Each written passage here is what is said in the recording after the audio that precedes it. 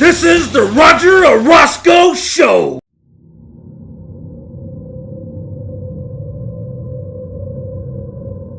To leave and that's it. Nobody's Well, if we don't have a written notice, then we don't have to leave. If we say no, what are you going to do? We don't have a written notice, so we don't have to leave.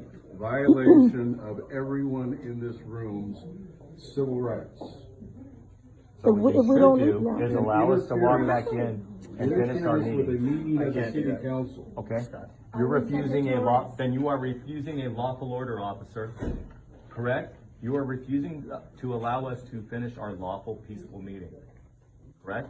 I don't know. By forcing us to leave. I'm That's asking what you to you are leave. doing. A closed building. A closed city. The city's closed now. The city building's closed. What It was if they closed refuse the to moment leave? the other folks left, the assistant city manager and the attorney. No, it wasn't closed then. It and wasn't we have closed. We it were in having a writing meeting. from the city manager that we were going to have our meeting, and Deputy City Manager Keene and Raina and the city attorney were going to be here. If they decided to leave, that's on them. But we have it in writing that we were going to have our meeting today from the city It's a manager. publicly noticed meeting, officer, that has not been adjourned. They do not have the officer, they do not have the power to adjourn a publicly noticed meeting. Only the mayor and the majority council do, and they did not adjourn the meeting. And that's an So issue you should have let to us take back up in. with them. Tonight, you guys gotta leave. So what if You we work refuse? for, What do we refuse to And leave? you're refusing a lawful order, and at that point. No, we I'm will not. say- you cannot arrest us. There's no order. Where's the order? What is the reason they closed it? There's no. The city hall by No, I'm the mayor pro tem, so I don't. the Selma PD, on orders of the Selma Police You don't want Chief. to know him. No? This is the majority Selma City Council, and we are being This is a- wrongfully evicted and ejected from the council chambers. This will not stand, and I have Who's called directing this, a special meeting. officer? And if they're giving That's two directives, sides. if they're giving Who's directives directing from this? outside of a dais, I that's am. also. Okay, well, you better rethink it. Because you're violating the civil rights of every person in this room. Right. You are interfering with the discharge of an official duty by elected officials. You have no authority to do that. You are subject to liability under 42 U.S.C. Section 1983. I suggest you rethink what you're doing. All right, guys, welcome to the show. The star, Ashton. Devil Dog's behind us. Okay, guys, we decided to do a real quick video. I have to wear my glasses because I'm going to do some reading on what just happened this week with the city council. There's been a lot of things going on social media, but there was an article that came up through Mid Valley Times, and I have it online on my phone right now. So I'm going to read it because I think it does a really good job of explaining exactly what went down, and it's not going to be verbatim, but it's going to be pretty close to it. I'm not going to read the whole thing because at the end, I don't think the little piece at the end matters because it's very long. So here it is. I'm going to start. So this is coming from the Mid Valley Times, and the title on top is Selma Council swears in new members over attorney's objections. Oh, and by the way, I'm having a little bit. I got braces a couple weeks ago. I'm having trouble, a little bit of trouble talking. But anyway, right, Ash? Everything cool with Ash? Ash is badass. Ash is awesome, totally awesome. Here you go. Love you, man. Ash is bad. Okay, so I'm gonna read this. Okay, Ash? It's like a story. Okay, or it is a story. It's a story for you. It's a story for everyone else. So here it is. This is what went down this week. City Council. So as I start reading, here we go. In Selma, in front of a packed house, two members of the Selma City Council sat at the dais to welcome in their newly elected colleagues. But the other three members who have made up the council for the last 4 years didn't show. Depending on who you ask, what Mayor Scott Robertson and council member, or now Mayor Pro Temp Sarah Garrett, did next was either improper and illegal, or was well within the rights and duties of the council's presiding officer. noting that the special city council meeting scheduled for 6 p.m. on December 12th did not have a quorum to begin. Robertson recessed the meeting until 6:07 the same day. This is in quotations right here. Since we obviously don't have the 3 council members with us at this time, we are going to recess the meeting right now until 6:07 on December 12th, 2024, so that we can swear in appropriate future council members and obtain the quorum, Robertson said. It was then that city attorney Megan Crouch, I believe that's how you pronounce it, objected and told Robertson, "You cannot swear in council members until after the resolution is approved. That's in the election code." Okay, thank you for your input, Robertson said. "I'm going to swear in council members at this time." So the city attorney at the time's telling him you can't do it, but the mayor's saying he can do it. Or he's going to do it.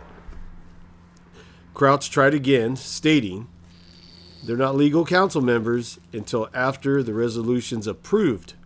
We cannot do something illegal. So that's coming from the city attorney at that time. With multiple people speaking over each other, Robertson repeated that he was presiding over the meeting, quotations right here, and "you will stand down," into quotations, he said to Crouch. "So that's enough of your input. You're creating a disruption," Robertson said. "So with that, we will swear in Mr. Jim Avalos. Please repeat after me." Robertson stopped mid-sentence to address Deputy City Manager Jerome Keene. "You're creating a disruption. Deputy City Manager, please stand down." Keene added as he was leaving that without a quorum of the currently seated council members, this is not an official meeting. So what they're getting at, for people that don't know, you always have to have the majority, or so if it's 5, you have to have 3 members for it to be considered an official meeting. So that's what these guys are saying, and this is why they left, because there was only 2 of them.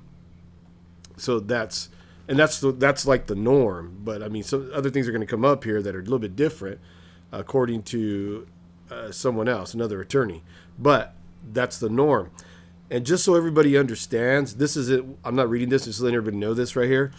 About a month ago, the Selma Health Board, who has the mayor's sister-in-law on there and Mr. Avalos' wife on there, and they didn't show up to a meeting. 3 members didn't show up to a meeting, and that meeting was canceled. They could not do that meeting on the Selma Healthcare District. So these guys know that, I'm sure they know or heard that meeting, and maybe they didn't, but that meeting was canceled because they didn't have the 3 people needed. So that's just some insight. So that meeting was canceled. And this is what they're referring to, right? Because the health board, I believe, had an attorney there. I'm not 100% sure, but I think so. So that meeting was canceled because they didn't have the 3. But this one is continuing. So I'm going to continue on with this article. Crouch, Keene, and City Clerk Rena Rivera proceeded to exit the City Council chambers, with Rivera also ending the meeting recording and live stream. Undeterred, Robertson proceeded to swear in newly elected council members Avalos and Santiago Oseguera. However, this was done without the council first ratifying the results of the November 5th election. Now, that's a really big deal because the election hasn't been ratified, and he swore these guys in. Now, I think one of the biggest problems here, so I'm going to pause for a second. One of the biggest problems here, Ashton, is that the mayor, for some reason, wanted to hurry up and get this meeting going. I mean, why was this a special meeting? Why did they, he pretty much screwed it all up because he wanted to have his way. At least that's what it looks like to me. Like, why now? Why did you have to push this? It just caused a bunch of chaos. So anyway, here we go. Later on in the meeting, Robertson said, as we continue, that if outgoing council members and their allies could control a swearing in, there would never be a meeting, right? You would just have people who didn't show up, and we wouldn't have a quorum. What we did tonight was we lawfully assembled and we swore in our new city council members and we reorganized, and now we're going to proceed with that. He continued. In an email to the Mid-Valley Times, Attorney Crouch, that was the attorney at the time, right when that happened, said California Election Code 10263 requires the currently sitting council to approve a resolution reciting the facts of the election before installing the newly elected members. Therefore, it was improper and illegal to install the new council members tonight, Crouch wrote. Further, Crouch said, Robertson's statements about outgoing council members being able to... Try not to make too much noise, Ash.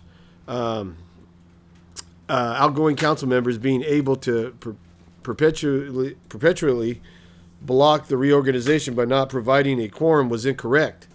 She said there was no attempt to attain the availability of the current council members for the special meeting. That's a big deal, too. Now, nor has there been a regular meeting since the certification of the election, which occurred on December 3rd, the day after the last city council meeting. The council members failed to attend. That council members failed to attend. And if they failed to show up to the regular meeting for a period of 60 consecutive days, their seats would be declared vacant, which would be the remedy, Crouch said. So that's the viewpoint of the city attorney at the time. I guess she made the statement afterward. But here we go. Yet, following the December 12th meeting, attorney Neil Costanzo. Now, Neil Costanzo was an old attorney that had been. He's already done 2 stints with Selma. Said to the Mid-Valley Times that the council did not convene the meeting without a quorum. Instead, Robertson adjourned the meeting, which is allowed under Government Code 54955. He adjourns it from time to time, and that's what he did, Costanzo said. He's also authorized to swear in anybody. He's authorized to administer any oath because he's an elected mayor. So he adjourned the meeting. During the adjournment, he swore in 2 new council members, and then the supervisor swore them all in. So they were properly seated, and the meeting was only convened after the two of them were sworn in. According to Selma Municipal Code, this could be big too. Less than the majority of the city council may adjourn from time to time to compel attendance of absent members. The municipal code also gives the authority to the mayor to administer oaths and affirmations. Okay, so now this is old hat where, there wasn't enough for a quorum. So that's why one of the reasons why the attorney, the clerk, and the assistant city manager left. Because they were like, hey, there's not enough to make it official. So these guys found a loophole, is what it sounds like. I mean, it sounds like they're saying you can do it. Now, we'll see what happens from it, but it's not the norm. So, and they caused it. They caused all this chaos by not doing what they usually do. So here, as we go on with this article, there's another piece here that's titled Inside Council Chambers. At 6:07, Robertson reconvened the meeting and, after reading through the meeting guidelines, introduced 3 pastors invited to provide invocations that evening. Following the invocations and the Pledge of Allegiance, Robertson conducted the roll call. Since the city clerk has departed the meeting at the instructions of the deputy city manager, as well as the city attorney, in contravention of the meeting rules, he said. Robertson first called the roll for the city council, consisting of Robertson, Guerra, Mayor Pro Tem Cho, council members Trio, and Navarro. Only Robertson and Guerra were present. Robertson then asked for public input, and there was none. At this time, Costanzo stood up and addressed the mayor from the podium, suggesting that Avalos and Oseguera take their seats on the dais, and the mayor called the roll again with the 2 new council members. Only Trio was absent. Oseguera will replace Cho and Avalos Mendoza. Although Robertson swore in Avalos and Oseguera during the recess, Fresno County Supervisor Chairman Nathan Maxig officially administered the oath. Okay. I just want to say thank you to everybody that helped. Okay, I don't care what Asagir has to say on that part. Ashton, can you try not to make too much noise, babe? After hearing comments from the new council members, the council conducted its reorganization and heard committee assignments. Avalos nominated Guerra to become next mayor pro temp. We knew that was going to happen. Which received a second from Oseguera. We could bet on that too, and passed by 4-0 vote from those on the dais. Then Robertson said the council would adjourn into closed session. Family and friends of the new council members had a chance to take photos. They filtered out, blah, blah, blah. Okay, what's interesting to me up to this point is you have the old city attorney. Sounds like he's been giving advice or he's saying things during this meeting. And they're following, it seems, I mean, I could be wrong, but it seems like they're following his direction. But they already have an attorney. So what's this guy doing there, and why is he giving this advice?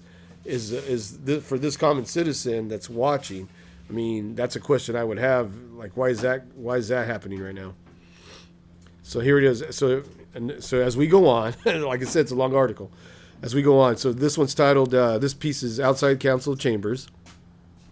More controversy arose, however, when Selma police officers instructed the council members and the remaining residents to vacate the premises. 2 police officers present said they understood that there was a meeting, a fact that residents kept repeating, but they were instructed by their sergeants that the closed session meeting was not open to the public, and the building is not open to the public at all, even though the mayor and the council members told you that. Ooh, that's in quotes. Leaving the council chambers, Robertson announced to those still present that Selma PD, on orders of the Selma police chief, this is the majority of the city council. This is the majority of the Selma City Council, and we are being wrongfully evicted and ejected from the council chambers. This will not stand. Gathered in the lobby outside the council chambers, residents. See, man, if you'd just done shit the right way. Well, maybe I shouldn't even say the right way, because maybe this could be one of the ways to do it from now on. But they just screwed everything up, man. This is just my opinion. They caused a bunch of chaos, man. But it's expected, right? With these guys. Oh man. Okay, let me go on. You better rethink that, Costanzo. Okay, so I guess one of the Selma Police Department personnel, whether or not it was legal for the officers to tell the public to leave the building, and who was the authority that made that decision. You better rethink that, Costanzo said to Sergeant Andrew Guzman, who gave the order to vacate the building because you're violating civil rights, the civil rights of every person in this room. You are interfering with this discharge of an official, duly elected officials. You have no authority to do that. I suggest you rethink what you're doing. Robertson added on that the residents in the building were acting lawfully and having a peaceful meeting. So why is this old attorney saying something still right now? Why is he in there butting in? I suggest you rethink everything. You have no cause. You have no cause. This is wrong. This is wrongful arrest. This is wrongful eviction. This is personal injury. So I guess this is Robertson saying this. Added on, personal injury. What the fuck? This is a violation of our civil rights. In the worst case, during our reorganization, Robertson said, this is an anti-democratic move, and it will not go unanswered. Oh boy, here we go. Napoleon, man. In response to residents stating that they wanted all of the officers' names, badge numbers, Guzman said absolutely, and added that everything from the interaction was on his body camera. Still, he said to the public, it said the public needed to leave and they needed to make the building empty. So, Mr. Guzman, Officer Guzman, is doing his job. So those people just need to to relax, man.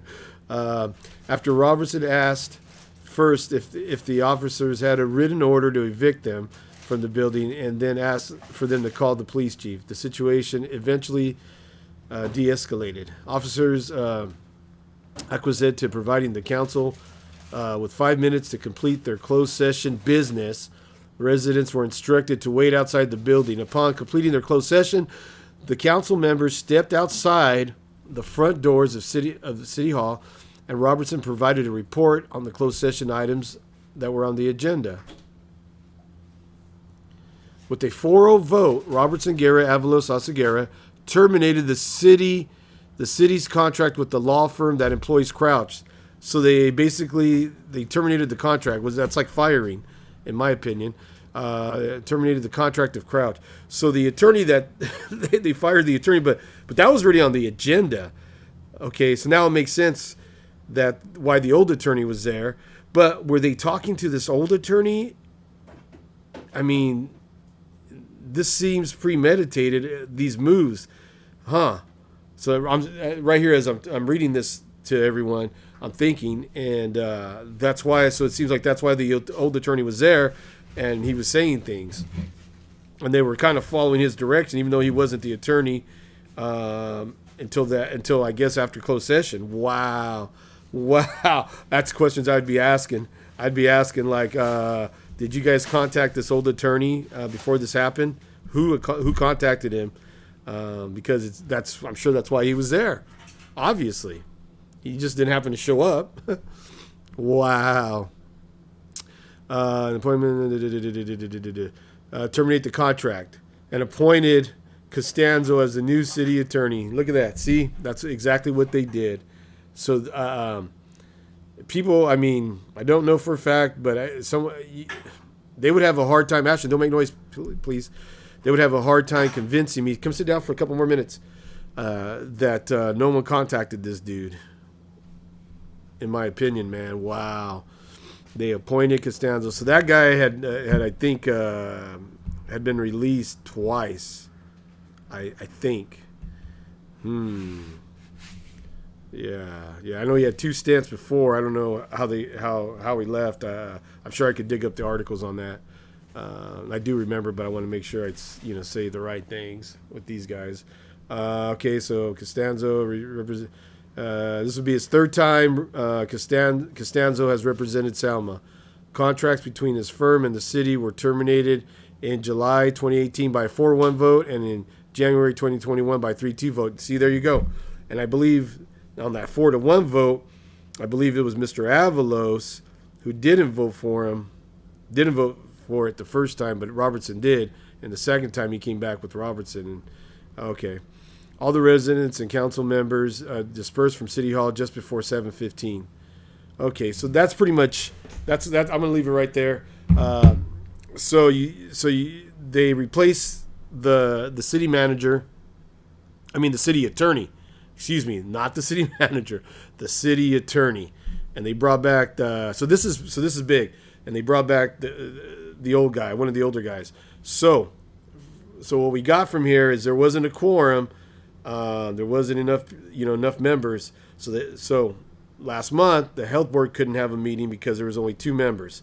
One of them two of them that didn't show up was Mr. Avalos's wife and Mr. Robertson's sister-in-law, and so they couldn't have a meeting. So these guys still have their meeting, and they're saying that they can do that because they adjourned, swore the 2 new members in, and then re-adjourned and came back. Real tricky. Yeah, so I guess it depends on the opinion. But you see, what caused all the chaos was that's not what they usually do. I was on the school board for a very long time. If you don't have enough for a quorum, the meeting doesn't happen. So that's what they were saying. But it sounds like somebody was looking into a loophole, and these guys were they think they figured out a way around the loophole. But the election wasn't ratified yet by Selma. If that's what I take from Mrs. Crouch's statement to the article. Wow, very fascinating. Hopefully I didn't read it too fast. Hopefully I didn't jump around too much. So in a nutshell, the chaos started because there wasn't enough people. You have to have 3 out of the 5 to have it official for an official meeting. These guys did something different.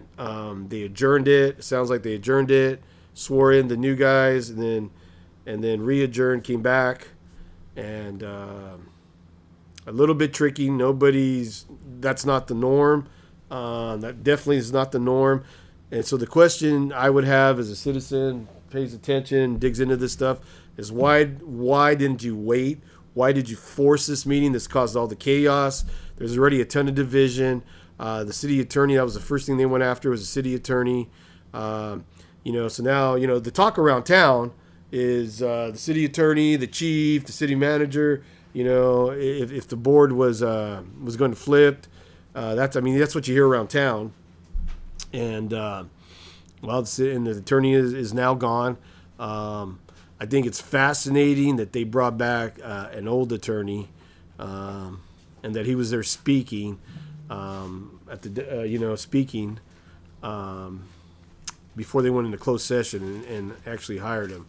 It seems like something was going on beforehand. I have no proof. I don't know. I would like to know if Mr. Avalos, Mr. Robertson, or any other city official contacted the old attorney to come, or were in talks with them. I'd like to know if Mr. Avalos had talked to him, or Mr. Robertson. And those are just basic questions I would have for them. I think what they did is a real bad taste. Mr. Robertson's Captain Chaos is what I would say, man. And it's just he's already started. It's already started. They couldn't even wait for a regular meeting because they caused all this shit right here. And this is a lot of bullshit, right? And a lot of people were pissed off. What's going on? You're making us look bad, making the city look bad. If people only knew half of the stuff that goes on, wow. But there you go. That's what happens when people don't pay attention. And like people say, elections have consequences, man. So here we go. Hey, thanks. Like, subscribe, Ashton. There's Ashton. Say bye. Come right here and sit down. Say bye, babe. Hopefully, it wasn't boring. It was a big thing, man. I talked to a lot of people about it. So anyway, thanks, guys. Ashton, please say bye to everybody. And hey, we're gonna have a Christmas episode right before Christmas next week. So hopefully people don't get tired of it. We'll do another one. We'll do an awesome New Year's end of year. Look at that, fireworks. Every time we come out and do videos, fireworks. Yeah. No, man. Anyway, I forgot what I was saying, but thanks, like, subscribe, and you know what? Let's dedicate the video to our producer, Gage, my boy Gage. And you know what? I'm going to have him put the little clip that came from Selma Exposed. There's a little video someone had filmed on the outside. It was on Facebook of some of the back and forth with the mayor and the cops. I'm going to see if he can put that on right now at the end.